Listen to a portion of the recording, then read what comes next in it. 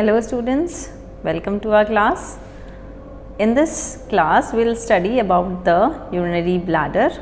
हमारे previous lecture में जो first part था उसमें हमने क्या क्या पढ़ लिया था, that is location of the urinary bladder, कहाँ located है, then what is the main what are the supports of the urinary bladder, then what are the relations of the urinary bladder, then what is the interior of the urinary bladder. ठीक है, अब हम पढ़ेंगे the main blood supply of the urinary bladder, the arterial supply, the venous drainage, the lymphatic drainage, and the most important, that is nerve supply of the urinary bladder along with its applied aspect.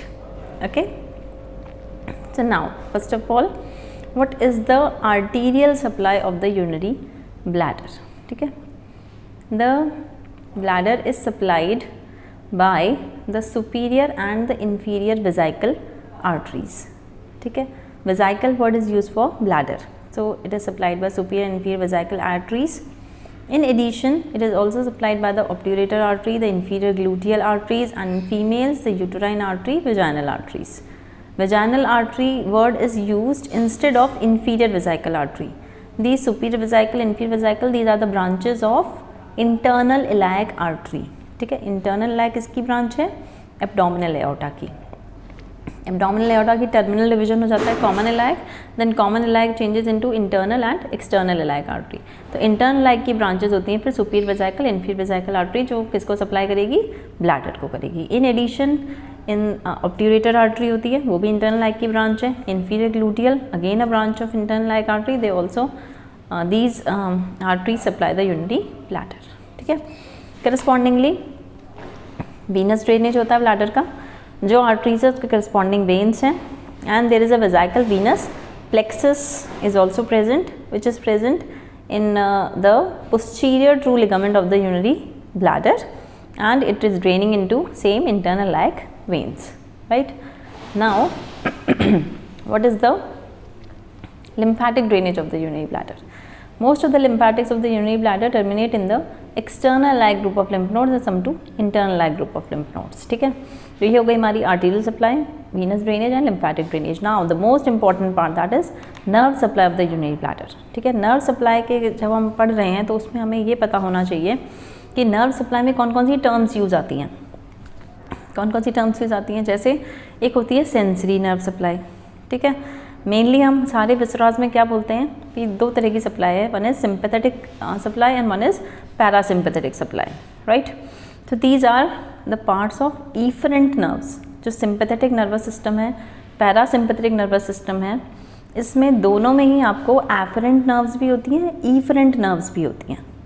ठीक है, सो efferent nerves हैं जो sensations लेके जाती हैं, efferent nerves हैं जो sensations लेके वापस आती हैं.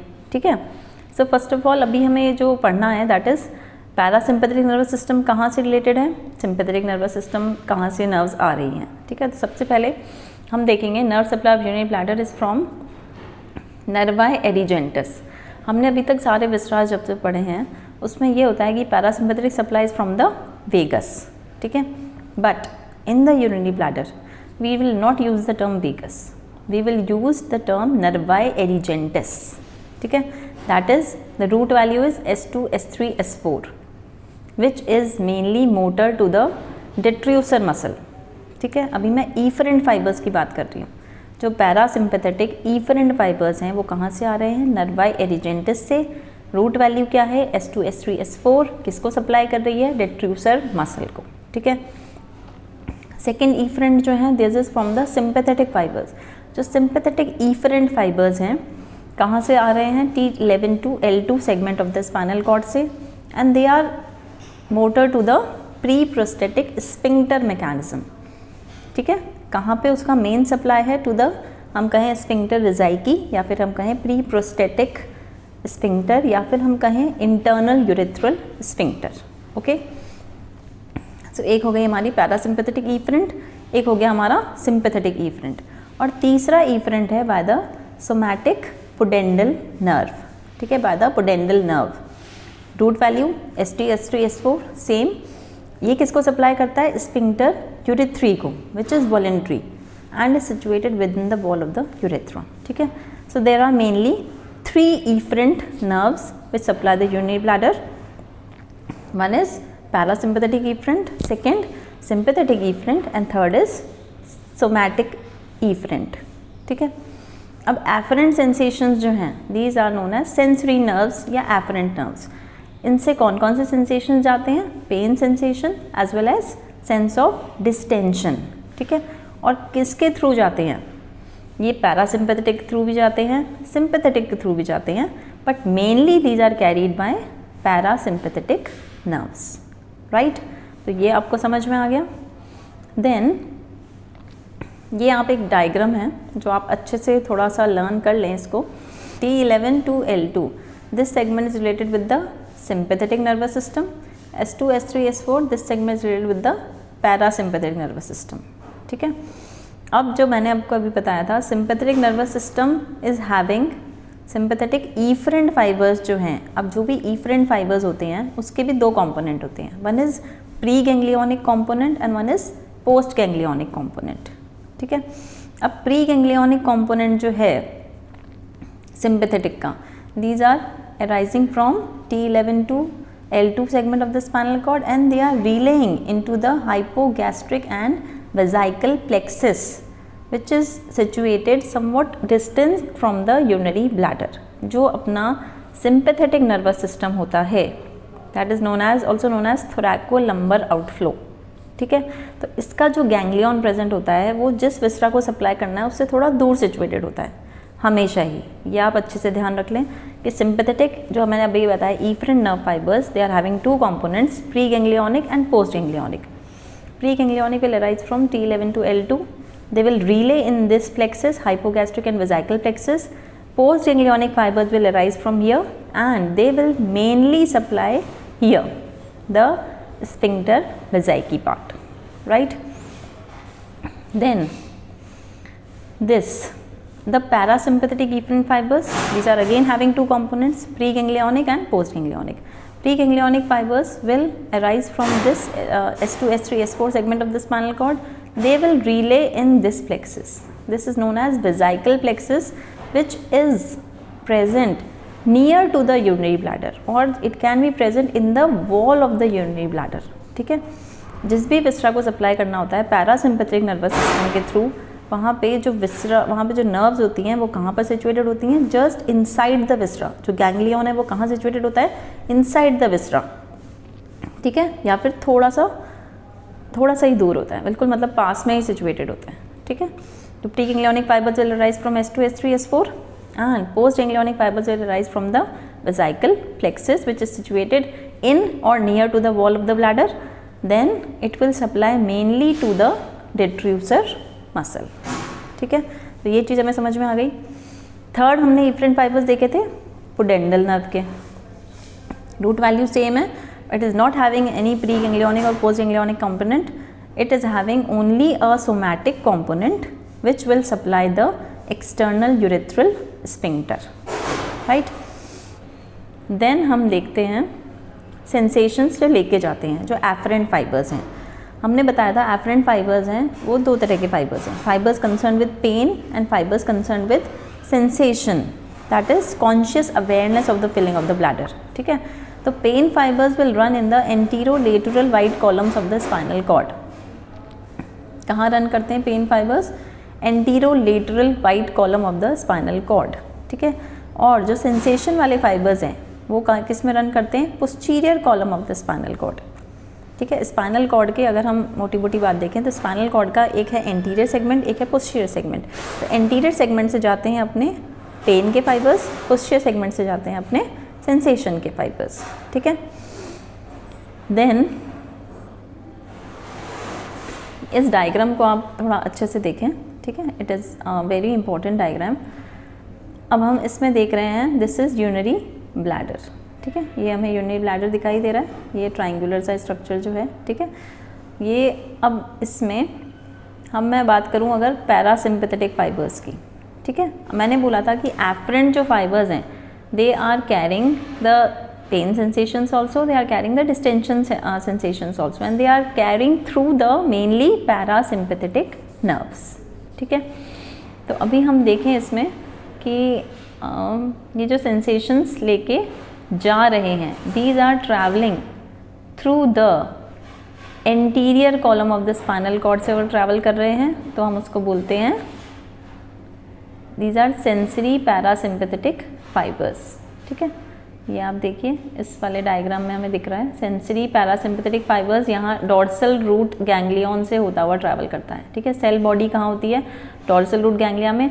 जो इसका पेरिफेरल पार्ट होता है दे कहाँ तक पहुँचता है? पेरिफेरल डायरेक्ट ब्लैडर तक. जो इसका सेंट्रल पार्ट है they will relay in the this is the dorsal या हम कहें posterior column of the spinal cord, और ये जो होता है this is anterior column of the spinal cord. ठीक है, तो डॉर्सल रूट जो है अपनी वो सेंसेशंस लेके जाने वाली होती है. तो यहाँ से सेंसरी फाइबर्स स्टार्ट हुए फ्रॉम द ब्लैडर वॉल. ठीक है, ये सेंसेशंस लेके जा रहे हैं through the dorsal root and through the parasympathetic nerves. ठीक है, यहाँ इनकी सेल बॉडी सिचुएटेड है. सेंट्रल फाइबर्स यहाँ से स्टार्ट हुए, यहाँ पे उन्होंने रिले करा.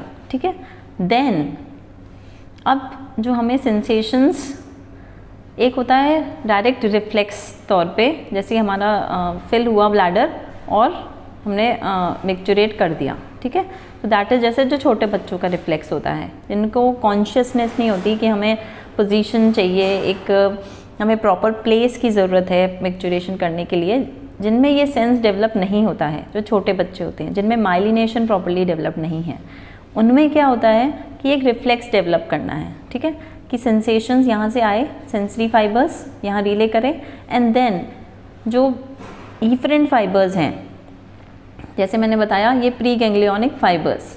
ठीक है, this one pre ganglionic fibres. ठीक है, आप वापस देखें अब इसमें यहाँ से सेंसेशंस आए. ठीक है, this through the sensory fibres through the dorsal horn, they will relay in the dorsal column of the spinal cord. Preganglionic fibers this will arise. ये आपका पैरासिम्पैथेटिक सिस्टम चल रहा है, तो preganglionic parasympathetic fibres will start here. They will relay into the ganglia present in the wall of the urinary bladder. Postganglionic fibers will arise from here and they will contract the detrusor muscle. ठीक है, detrusor muscle को mainly ये contract करते हैं. ठीक है, और थोड़ा बहुत इनका एक फंक्शन और होता है कि they will relax the sphincter vesicae. ठीक है, मोटर सप्लाई नहीं है यहाँ पे, स्फिंक्टर वेजाइकी की मेन सप्लाई होती है सिंपैथेटिक. ठीक है, तो ये जैसी डिट्रूसर कॉन्ट्रैक्ट होती है और मिक्चुरेशन हो जाता है. ठीक है, so this is a spinal reflex of the parasympathetic nervous system. ठीक है, अगर अब हम सिंपैथेटिक फाइबर्स देखें, सिंपैथेटिक फाइबर्स जो हैं these are the sensory sympathetic fibres. ये भी जा रहे हैं from the wall of the urinary bladder, ये भी सेंसेशंस लेके जा रहे हैं through the sensory sympathetic fibres. ठीक है, they will relay in the again root dorsal column of the spinal cord. ठीक है, ये रिले करेंगे यहाँ पे, इस डायग्राम में देखें आप. ठीक है, सो यहाँ पे ये सेंसरी सिंपैथेटिक फाइबर्स हैं, ये सेंसेशंस लेके जाएंगे. ठीक है, थ्रू द डॉर्सल कॉलम, यहाँ से ये लेके जा रहे हैं ये थ्रू द डॉर्सल कॉलम.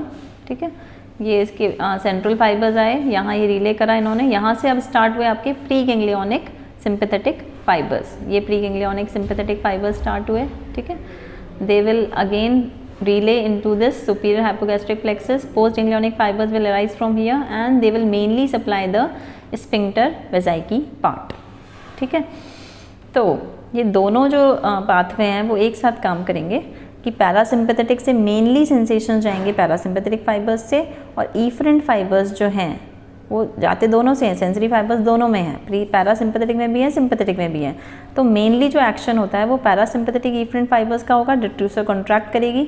थोड़ा बहुत जो इफरेंट फाइबर सिंपैथेटिक का है वो वहाँ पे नेगेटिव सेंसेशन होगा, तो स्फिंक्टर वेजाइकी अपना रिलैक्स करेगा. ठीक है, तो डिट्रूसर मसल कॉन्ट्रैक्ट करी, स्फिंक्टर वेजाइकी रिलैक्स हुआ, तो मिक्चुरेशन हो जाता है. ठीक है, so this is the normal spinal reflex, जो स्पाइनल कॉर्ड के लेवल पे रिफ्लेक्स हो रहा है, जो छोटे बच्चों में होता है। देन अब हमें क्या देखना है, हमने देख लिया sensory fibres of sympathetic, sensory fibres of parasympathetic, pre ganglionic and post ganglionic fibres of both sympathetic and parasympathetic. ठीक है, अब हमें करना है कॉर्टिकल कंट्रोल कैसे आता है। ठीक है, cortical control means of the cerebral cortex and the pons. ठीक है, इस तरह से ये आप डायग्राम देखें, इसमें ये देखिए, ये हमें दिख रहा है यहाँ पे। बस अब जो सेंसेशंस हैं हमें वो किसके थ्रू कहाँ तक पहुँचाने हैं, टू द कॉर्टेक्स। हमारे पास स्पाइनल कॉर्ड तक सेंसेशंस आ गए हैं। अब स्पाइनल कॉर्ड के थ्रू अब हमें सेंसेशंस जाएंगे, पेन सेंसेशंस जाएंगे through the lateral spinothalamic tract. ठीक है, लेटरल स्पाइनोथैलेमिक मीन्स जो फाइबर्स, अब ये क्या है, ये सेकेंड ऑर्डर न्यूरॉन्स हैं। जब भी सेंसेशंस जो एफरेंट फाइबर्स हैं अगर हम बात करें तो these are divided into first order neurons, second order neurons, third order neurons. ठीक है, तो फर्स्ट ऑर्डर न्यूरॉन्स क्या होते हैं, जो विसरा है, जैसे यूरिनरी ब्लैडर से जो स्पाइनल कॉर्ड तक सेंसेशंस लेके आ रहे हैं उसको हम बोलते हैं first order neurons. Then second order neurons, the sensations जो स्पाइनल कॉर्ड से थैलेमस तक पहुंचाएंगे, these are second order neurons. Then thalamus से जो कॉर्टेक्स तक पहुंचाएंगे, these are mainly third order neurons. ठीक है, तो हमारा जो सेकेंड ऑर्डर न्यूरॉन कौन सा हुआ, लेटरल स्पाइनोथैलेमिक ट्रैक्ट, जो पेन के सेंसेशंस लेके जा रहा है। ठीक है, then it will reach the thalamus from here which arises, third order neurons will arise यहाँ से थर्ड ऑर्डर न्यूरॉन्स अराइज होंगे और फिर कहाँ रिले करेंगे, इनटू द पैरासेंट्रल लोब्यूल। ठीक है, तो ये हो गया हमारा फर्स्ट पाथवे जो पेन के सेंसेशंस लेके जा रहा है। ठीक है, अब हमारा है डिस्टेंशन के सेंसेशंस किससे जाते हैं, through this tract of Goll, ये। ठीक है, दिस ट्रैक्ट ऑफ गॉल, ये अपना डॉर्सल कॉलम से जो लेके जाते हैं। ठीक है, पेन के सेंसेशंस अपने जाते हैं anterior column of the spinal cord से, तो ये एंटीरियर कॉलम था यहाँ पे जो स्पाइनोथैलेमिक ट्रैक्ट था, ये वाला। ठीक है, दिस इज, यहाँ से सेकेंड ऑर्डर न्यूरॉन्स कहाँ से स्टार्ट हुए, from the anterior side of the spinal cord. और जो ट्रैक्ट ऑफ गॉल है ये कहाँ से स्टार्ट होता है, from the posterior segment of the spinal cord. ठीक है, तो डिस्टेंशन के सेंसेशंस जो होते हैं वो अपने जाते हैं through this tract of Goll. ठीक है, then again these are second order neurons. Then second order neurons will arise from nucleus gracilis and nucleus cuneatus which is present in the medulla.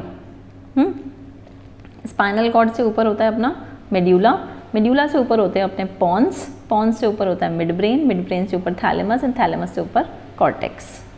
ठीक है, थोड़ा सा डिफिकल्ट है but you have to remember like this only. ठीक है, तो अपन ने first order neurons देख लिए, जो सेंसेशंस कहाँ से आए, from the spinal cord up to the nucleus gracilis through this tract of Goll. ठीक है, यहाँ से स्टार्ट हुए अपने second order neurons, they will relay into the thalamus and from here third order neurons will arise and again they will relay into the paracentral lobule। ठीक है, तो अभी हमने क्या देखा कि sensations गए कैसे, from 3 types of neurons। जो afferent fibers हैं वो हमने कहा 2 तरह के फाइबर्स होते हैं, एक पेन के सेंसेशन लेके जाते हैं, एक डिस्टेंशन के सेंसेशंस लेके जाते हैं। ठीक है, तो वो किसके थ्रू जा रहे हैं, these are again first order neurons हैं, सेकेंड ऑर्डर न्यूरॉन्स हैं, थर्ड ऑर्डर न्यूरॉन्स हैं। ठीक है, तो पेन के सेंसेशंस कहाँ से जा रहे हैं, through lateral spinothalamic tract. Distension के सेंसेशंस कहाँ से जा रहे हैं, थ्रू ट्रैक्ट ऑफ गॉल। ठीक है, और कहाँ तक पहुँच गए, अब पैरासेंट्रल लोब्यूल तक। नाउ अब सेंसेशंस पहुंच गए। ठीक है, हमें कॉर्टेक्स में हमें पता चल गया कि हमें पेन हो रहा है, हमें डिस्टेंशन का सेंस हो रहा है। अब हमें ईफरेंट फाइबर्स होने चाहिए। ठीक है, अब ईफरेंट फाइबर्स जो स्टार्ट होंगे अब उसको हम बोलते हैं डिसेंडिंग ट्रैक्ट्स। ठीक है, अब जो नीचे वाले जो डिसेंडिंग फाइबर्स हैं उसको भी हम डिवाइड करते हैं into upper motor neurons and lower motor neurons. ठीक है, अपर मोटर न्यूरॉन्स क्या होते हैं, जो कॉर्टेक्स से लेकर स्पाइनल कॉर्ड तक का लेवल है उसको हम बोलते हैं अपर मोटर न्यूरॉन्स, और जो स्पाइनल कॉर्ड से लेकर अप टू द, अभी हम यूरिनरी ब्लैडर किसी भी विसरा की बात करें तो वो होते हैं आपके लोअर मोटर न्यूरॉन्स। ठीक है, तो लोअर मोटर न्यूरॉन्स में फिर हमने डिवाइड करते हैं preganglionic and post ganglionic. ठीक है, थोड़ा क्लियर हो रहा है। सो हमने अभी देखा था कि एफरेंट फाइबर्स चले गए up to the cortex, pain के फाइबर्स भी चले गए, डिस्टेंशन के फाइबर्स भी चले गए, ठीक है। देन अब वहाँ से फाइबर्स आने हैं, इफरेंट फाइबर्स को ट्रैवल करना है, तो वो कैसे आएंगे? Through the reticular spinal tract, through corticospinal tract. These are the examples of upper motor neurons. Cortex से जो स्पाइनल कॉर्ड तक आ रहे हैं उसको हम नाम देते हैं corticospinal tract, और we can say it is the main pyramidal tract, ठीक है। जब आप न्यूरो पढ़ेंगे तब उसमें और डिटेल में आता है व्हाट इज़ पिरामिडल ट्रैक्ट। तो इसका दूसरा नाम है corticospinal tract, because the fibres कहाँ से कहाँ आ रहे हैं? कॉर्टेक्स से स्पाइनल कॉर्ड में फाइबर्स आ रहे हैं, ठीक है। फिर स्पाइनल कॉर्ड में आने के बाद वहाँ पे क्या शुरू हो जाएंगे? प्री गैंग्लियोनिक पैरासिम्पैथेटिक फाइबर्स, ठीक है। फिर पोस्ट गैंग्लियोनिक पैरासिम्पैथेटिक फाइबर्स जो डिड्यूसर को कॉन्ट्रैक्ट करेंगे, ठीक है। देन एक और फाइबर्स हैं reticulo spinal tract. Reticulo spinal tract means जो रेटिकुलर फॉर्मेशन से लेके आ रहे हैं। रेटिकुलर फॉर्मेशन मेनली कहाँ प्रेजेंट है? अपना पॉन्स में प्रेजेंट है। जो सेंसेशंस हैं, डिस्टेंशन वाले जो सेंसेशंस हैं, या हम कहें जो सेंसेशंस पॉन्स तक गए हैं, ठीक है। एक अपना कॉर्टेक्स से पॉन्स में फाइबर्स आएंगे, फिर पॉन्स से फाइबर्स अपने आएंगे to the spinal cord, pons के रेटिकुलर न्यूक्लियस से। पॉन्टाइन मिक्चुरेशन सेंटर भी एक मेन सेंटर है जो प्रेजेंट होता है, ठीक है। तो पॉन्स से के रेटिकुलर न्यूक्लियस से जो स्पाइनल कॉर्ड तक फाइबर्स आ रहे हैं उसको हमने नाम दिया है रेटिकुलो स्पाइनल ट्रैक्ट, ठीक है। तो ये रेटिकुलर स्पाइनल ट्रैक्ट के थ्रू अगेन स्पाइनल कॉर्ड तक आ गए। देन वापस से वही प्री गैंग्लियोनिक आपके पैरासिम्पैथेटिक फाइबर्स हैं, पोस्ट गैंग्लियोनिक पैरासिम्पैथेटिक फाइबर्स हैं, similarly preganglionic sympathetic fibres हैं, preganglionic parasympathetic postganglionic sympathetic fibres हैं, जो फिर क्या करेंगे? जब हमें लग गया कि पेन हो रहा है, डिस्टेंशन सेंसेशंस हो रहे हैं, तो उसके बाद ये ट्रैक्ट्स काम करेंगे, corticospinal tract, then reticular spinal tract, upper motor neurons, then lower motor neurons, preganglionic and postganglionic parasympathetic as well as sympathetic fibers. So they will contract the detrusor muscle and relatively the sphincter vesicae will relax here. Then अब जो urine है, अब हमें proper देखना है कि हमें external urethral sphincter को रिलैक्स कब करना है, ठीक है। That is by the pudendal nerve जो वॉलेंट्री कंट्रोल में है, ठीक है। तो अब फिर फाइबर्स जो जाएंगे वो किससे जाएंगे? Through the pudendal nerve. जो हमें लग रहा है कि पेन का सेंसेशन हो गया है, डिस्टेंशन का सेंसेशंस हो गया है और डिट्रूसर मसल कॉन्ट्रैक्ट, फिर हम प्रॉपर पोजीशन देखेंगे। हमारे माइंड में देखा कि प्रॉपर पोजीशन हो गई है, प्रॉपर प्लेस हमें मिल गई है, तो क्या होगा? पैरासिम्पैथेटिक इफ्रंट के थ्रू डिट्रूसर मसल कॉन्ट्रैक्ट हो जाएगी, देन स्फिंक्टर वेजाइकी रिलैक्स हो जाएगा, और फिर पुडेंडल नर्व हमारा वॉलेंट्री एक्शन के थ्रू स्फिंक्टर जो है, sphincter urethrae, that is external urethral sphincter, it will contract, it will relax and the micturition will start, ठीक है। So this whole phenomena, this is the nerve supply of urinary bladder, ठीक है। आप देखें इसमें ये पुडेंडल नर्व के fibres हैं, तो जो फाइबर्स पैरासिम्पैथेटिक के थ्रू आ रहे हैं, पैरासिम्पैथेटिक नर्वस सिस्टम के थ्रू, वहीं से आपकी पुडेंडल नर्व के फाइबर्स भी आ रहे हैं। तो जब पैरासिम्पैथेटिक स्टिमुलेट हो रही है, ठीक है, तभी हमारी पुडेंडल नर्व भी स्टिमुलेट हो जाती है, ठीक है। तो पैरासिम्पैथेटिक फाइबर्स ने क्या किया? डिट्रूसर को कॉन्ट्रैक्ट किया। सिंपैथेटिक फाइबर्स ने उसमें नेगेटिव इनिबिशन जाएगा तो रिलैक्स हो गया internal urethral sphincter. Then external urethral sphincter को रिलैक्स करने के लिए पुडेंडल नर्व फंक्शन करेगी, ठीक है। S2 S3 S4 same root value है दोनों की, तो वहाँ पे फिर ये रिलैक्स होगा and then micturition will occur, right. So अब मुझे लगता है आपको थोड़ा बहुत समझ में आ गया होगा nerve supply of urinary bladder, neurogenic bladder किसको बोलते हैं हम, राइट।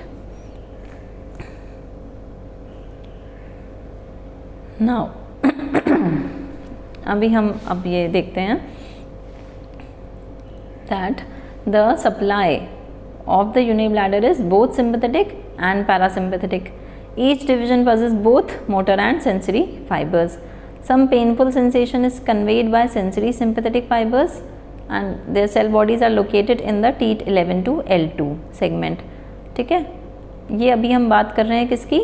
सिंपैथेटिक फाइबर्स की, कि पेन सेंसेशंस किससे मेनली कैरी होते हैं, बाय द सिंपैथेटिक फाइबर्स, ठीक है। Then pre ganglionic fibres will arise from here, they will relay in the superior hypogastric plexus, post ganglionic fibers will arise from here and they will reach the body and neck of the bladder and it is also known as nerve of filling, क्योंकि filling के लिए कौन सी nerve responsible है, mainly sympathetic nervous system, ठीक है। then parasympathetic क्या करती है, detrusor को contract करती है, तो mainly जो nerve of emptying है वो कौन सी है, parasympathetic है, ठीक है। ये आपको समझ में आ गया। देन पैरासिम्पैथेटिक में अपने मेनली अपना एफरेंट्स जो है वो किसके थ्रू जाते हैं, मेनली पैरासिम्पैथेटिक के थ्रू, तो उसमें दोनों टाइप के फाइबर जाते हैं, सेंस ऑफ डिस्टेंशन भी and some painful sensations also, these are carried by sensory parasympathetic fibers. Then pre ganglionic fibres will arise from here, from this nervi erigentes, post ganglionic fibers they will supply the detrusor muscle and the proximal urethra, ठीक है। Mainly it supplies the detrusor muscle. Then तो हमने देख लिया sympathetic क्या कर रही है, हमने देख लिया पैरासिम्पैथेटिक क्या फंक्शन है। Then the role of cerebral cortex, ये अभी था अपना स्पाइनल कॉर्ड लेवल तक। देन अब ये जो सेंस ऑफ पेन के सेंसेशंस हमने देखा था किसके थ्रू जाते हैं, through spinothalamic tract, spinoreticular tract to the posterior part of the paracentral lobule, और सेंस ऑफ डिस्टेंशन किसके थ्रू जाते हैं, through tract of Goll to nucleus gracilis to thalamus to paracentral lobule, right. तो pen के sensations अब हमारे कहाँ तक गए हैं, अभी पहले हमने देखा था sympathetic and parasympathetic nervous system over the spinal cord level, अब हमने किसके कनेक्शन देखे हैं, to the paracentral lobule, right. Then अब इस डायग्राम में आप देखेंगे कि मेनली 3 तरह के लूप्स काम करते हैं, ठीक है। ये मैं क्यों बता रही हूँ, न्यूरोजेनिक ब्लैडर को समझने के लिए, ठीक है, कि किसी भी लेवल पे इंजरी होगी, जिस लेवल पे इंजरी होगी उसके अकॉर्डिंग उसके इफ़ेक्ट होगा, ठीक है। तो पहला लूप अगर हम देखें तो दिस इज़ लूप 1, जिसमें क्या हो रहा है, लूप 1 मीन्स जो अपर मोटर न्यूरॉन्स है, जो सेरेब्रल कॉर्टेक्स से लेकर, मैं पूरा अपर मोटर न्यूरॉन भी नहीं कहूँगी इसको, क्योंकि यहाँ पे सिर्फ ये इस वाले सेंटर तक है। कौन सा सेंटर बोलते हैं इसको हम, detrusor centre in the pons, ठीक है। ये जो ये एलिवेशन है this is corresponding to the pons. तो लूप 1 जो होता है it is from paracentral lobule to the detrusor centre of the pons. Loop 2 it is comprising mainly of the upper motor neurons, ये दोनों में अपर मोटर न्यूरॉन्स हैं, loop 1 में भी लूप 2 में भी, ठीक है। तो लूप 2 में कहाँ से है, डिट्रूसर सेंटर ऑफ पॉन्स से लेकर this is sacral micturition centre, ठीक है। And loop 3 this is of the lower motor neurons, ठीक है, जो स्पाइनल कॉर्ड से ब्लैडर तक जा रहे हैं, ठीक है। दोनों में, इन तीनों लूप्स में, अब 3 लूप्स हम बात करें तो किस किस से मिलके बने हैं, 3 सेंटर्स हैं, 3 रिफ्लेक्स सेंटर्स कह सकते हैं हम। One is the paracentral lobule, second is the detrusor centre in the pons and third is the sacral micturition centre, ठीक है। अब ये तीनों ने 3 लूप बनाए हैं, लूप 1, लूप 2, लूप 3। अब इन तीनों लूप्स में ही एफरेंट फाइबर्स भी हैं, इफरेंट फाइबर्स भी हैं, राइट। अब किस लेवल पे इंजरी हुई है उसका क्या इफ़ेक्ट होगा, अब ये देखेंगे हम, okay. 3 reflex centres control the bladder function. 3 reflex centres कौन कौन से हैं, one is paracentral lobule, second centre is detrusor centre in the pons, third is the sacral micturition centers, right, and 3 loops connect above reflex centers in series, right. Nocturnal enuresis occurs from loss of cortical control on detrusor center in sleep. जो cortex का control है sleep में, अगर डिट्रूसर centre का जो control है उसका loss हो जाता है, कॉर्टिकल का control over the detrusor centre loss हो जाता है, तो एक सिचुएशन आती है that is known as nocturnal enuresis. रात में, ठीक है, ड्यूरिंग डीप स्लीप कई बार होता है, बच्चों में भी बहुत कॉमन है, 7-8 साल के बच्चे हो जाते हैं, बट कई बार होता है कि रात में उनका मिक्चुरेशन हो जाता है, ठीक है, स्लीप में। कई बार उनको डांट भी पड़ती है इस चक्कर में, बट इसमें उनका कोई मतलब उनकी दिक्कत नहीं है। प्रॉब्लम कहाँ आ रही है कि जो डीप स्लीप में क्या होता है, जो कॉर्टिकल का सेंटर है मिक्चुरेशन का, उसका control over the detrusor centre ख़त्म हो जाता है। Neurogenic bladder, what is neurogenic bladder? अभी हमने क्या देखा, मिक्चुरेशन जो है एक रिफ्लेक्स फिनोमिनन है, ठीक है, having both component, sensory component भी है, मोटर कंपोनेंट भी है, ठीक है। 3 सेंटर्स हैं, 3 लूप्स हैं जो कंट्रोल कर रहे हैं मिक्चुरेशन को, ठीक है। Any defect in this neural mechanism of micturition leads to neurogenic bladder, ठीक है। अब इसमें होता क्या है, किस टाइप्स के न्यूरोजेनिक ब्लैडर हमें देखने को मिलते हैं? First is automatic reflex bladder. Automatic reflex bladder, इसमें क्या होता है? It results from complete transaction of the cord above the lower micturition centre. जो ST S3 S4 वाला सेगमेंट था उससे ऊपर कंप्लीट ट्रांजैक्शन हो जाएगा स्पाइनल कॉर्ड का, इन्वॉल्विंग द पिरामिडल ट्रैक्ट्स। हमने कहा था इससे ऊपर सारे क्या हैं? अपर मोटर न्यूरॉन्स, ठीक है। तो जब कंप्लीट ट्रांजैक्शन हो जाता है स्पाइनल कॉर्ड का, कभी बहुत सिवियर इंजरी हो गई, सिवियर कार एक्सीडेंट होता है, उसमें कई लोगों की पूरी स्पाइनल कॉर्ड इंजरी हो जाती है, ठीक है। तो जब कंप्लीट आपकी स्पाइनल कॉर्ड इंजरी हो गई है तो क्या होगा? सेक्रल मिक्चुरेशन सेंटर से ऊपर वाले लेवल पे S2 S3 S4 के ऊपर अगर कहीं भी आपके अपर मोटर न्यूरॉन्स में इंजरी हो गई है, कंप्लीट ट्रांजैक्शन हो गया है, तो क्या होगा? शुरू के कुछ दिन तो होता है, उस ब्लैडर को हम बोलते हैं एटोनिक ब्लैडर, ठीक है, जिसमें कोई टोन नहीं रहती है, कोई रिफ्लेक्स डेवलप नहीं होता है। पूरे टाइम उस पेशेंट को पूरे टाइम पेशेंट के कैथेटर डाल के रखना पड़ता है। वॉलेंट्री इनिशिएशन सब लॉस्ट हो जाता है।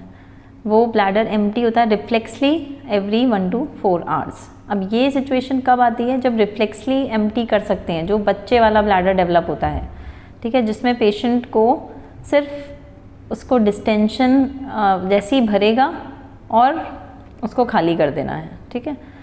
तो ये जो ऑटोमेटिक ब्लैडर है, ये आपकी कुछ इंजरी के 1 to 2 वीक्स आफ्टर, न्यूरॉन्स की एक नॉर्मल टेंडेंसी होती है कि उनमें एक रिफ्लेक्स डेवलप हो जाता है, ठीक है।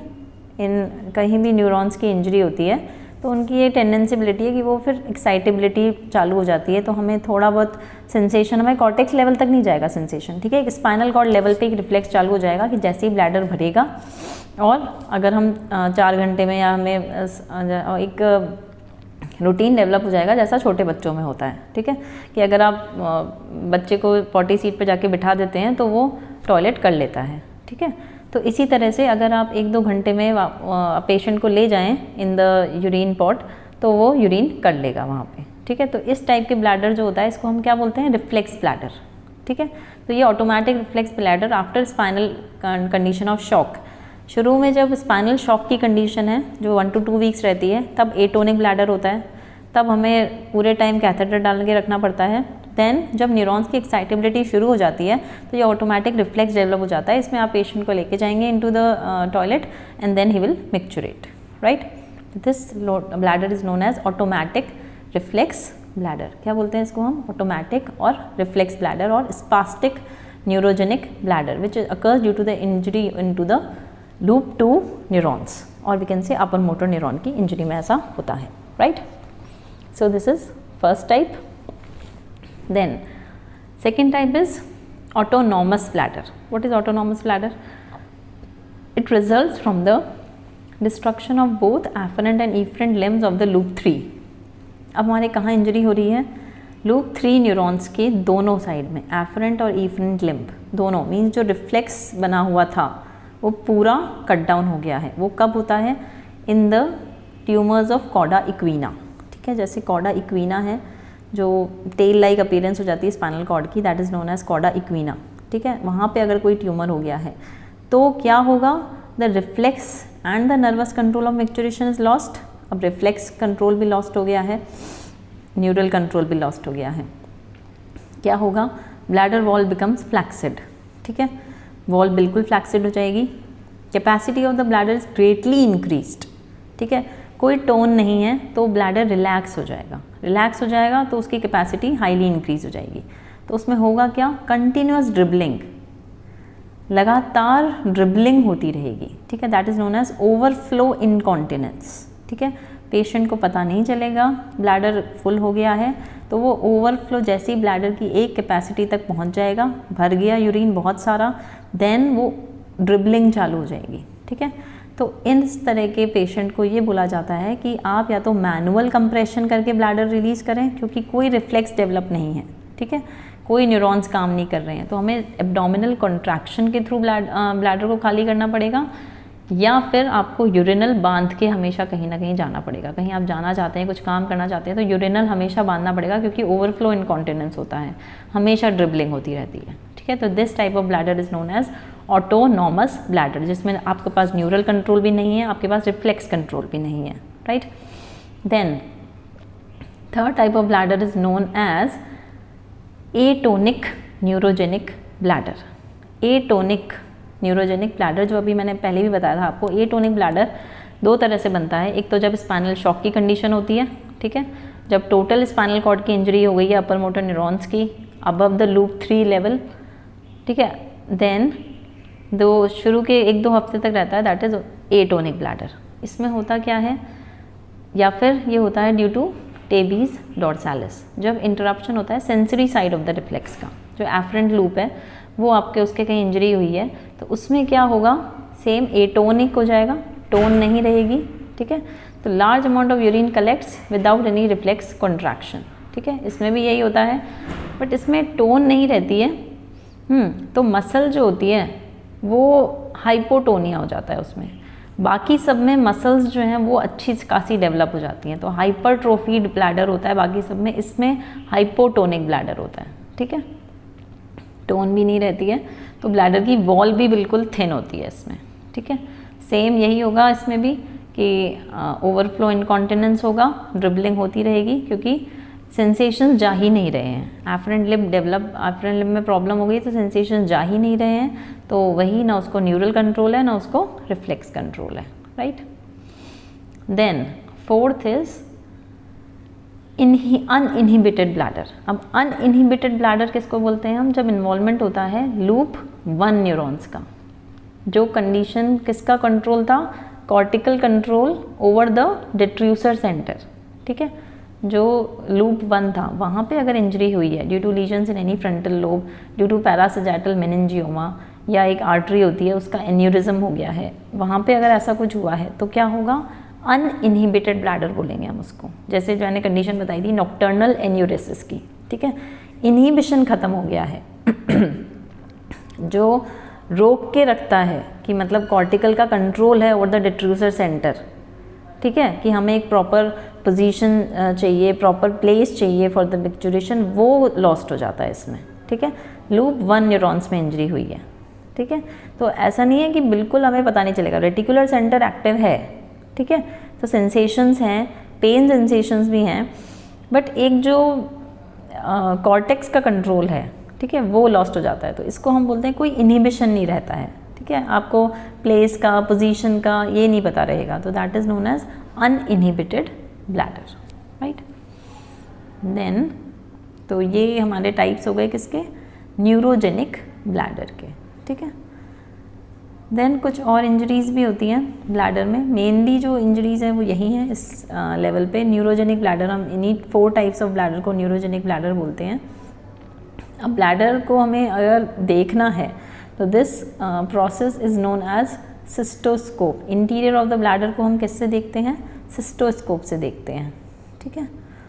देन ये आपको इसमें दिखा भी रखा है डायग्राम में, this diagram is the cystoscopy, ठीक है।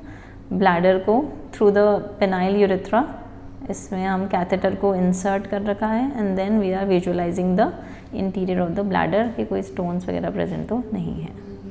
ट्रेबेक्युलेटेड ब्लैडर कब हो जाएगा, जब क्रॉनिक ऑब्स्ट्रक्शन की कंडीशन हो जाएगी to the outer of urine by enlarged prostate है या स्ट्रक्चर हो गया यूरेथ्रा का, तो क्या होगा, ब्लैडर डिस्टेंडेड हो जाएगा, उसकी मस्कुलेचर हाइपरट्रोफी में चल जाएगी, ठीक है, बहुत muscular fascicular increase in size and there is an appearance of a open weave appearance of the bladder wall. This is known as trabeculated bladder, ठीक है, लंबा सा ब्लैडर हो जाएगा क्योंकि क्रॉनिक ऑब्स्ट्रक्शन रह रहा है, ठीक है, पूरा यूरिन कभी खाली नहीं हो रहा, तो मसल इतनी हाइपरट्रोफीड हो जाती है, जो अपीयरेंस है वो ट्रेबेक्युलेटेड ब्लैडर की आ जाती है, ठीक है। और एक और प्रोसीजर होता है जिसको हम बोलते हैं supra pubic cystostomy. What is it, it is an extra peritoneal approach to open the cavity of the bladder.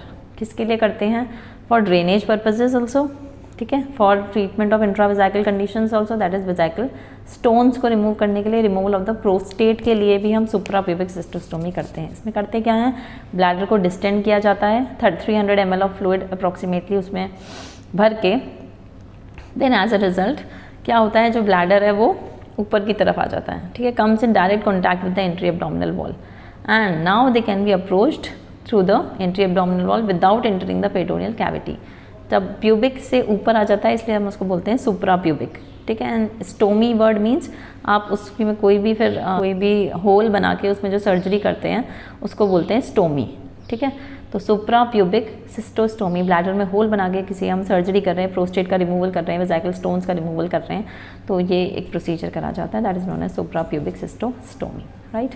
तो मेनली जो क्वेश्चंस पूछे जाते हैं that is nerve supply of urinary bladder along with its applied aspect, इस वाले part of urinary bladder से, ठीक है। तो आई होप आपको समझ में आ गया होगा, और नहीं आया है तो you can repeat the lecture. Bye.